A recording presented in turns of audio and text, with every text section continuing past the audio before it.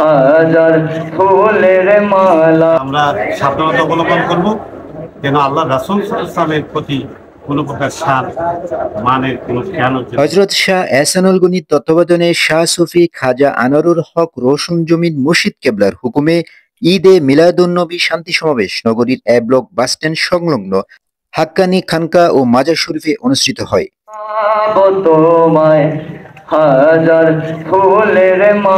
খানকার তত্ত্বাবধায়ক এহসান গনি মুর্শিদ কেবলা ভক্তদের উদ্দেশ্যে বলেন, আমাদের কোনোভাবেই আল্লাহ রাসূলের সম্মান নষ্ট করা যাবে না।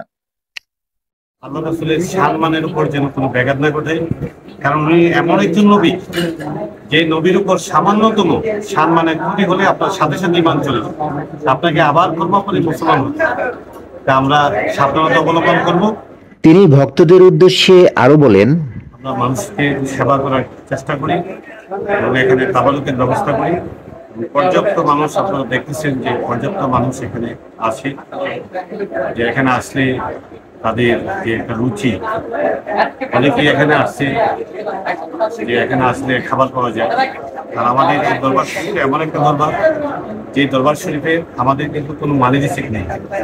আমরা কারোর কাছে কেউ বলতে পারবো না যে কারোর কাছে গিয়ে বলছি যে আমাদেরকে 5,000 টাকা দেন, 10,000 টাকা দেন অনুষ্ঠান করবো।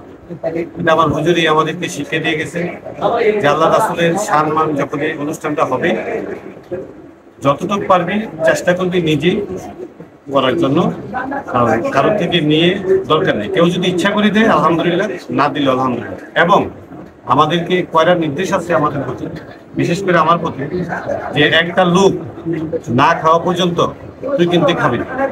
আমাদের একটা আছে যে আমাদের অনুষ্ঠান যখন শুরু হয়, বিশেষ করে আমার 2 দিন কোনো খাওয়া হয় না। কারণ হচ্ছে একটা লোক যদি না খেয়ে চলে যায়, আমি যদি খেয়ে ফেলে দিলাম, আমার হুজুরের কথা থেকে আমি শুনে গেলাম।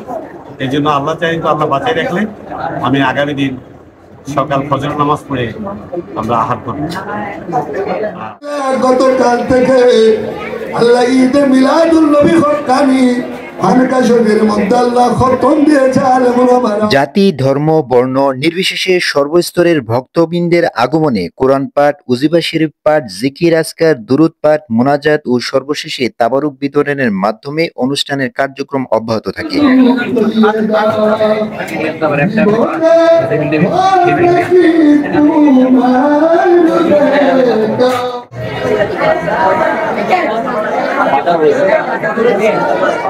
আমি আপনাদেরকে বলছি, যার সাইকেল হোক না কেন, দয়া করে গেট থেকে সাইকেলটা সরে নেন। তারা বলে হলুদ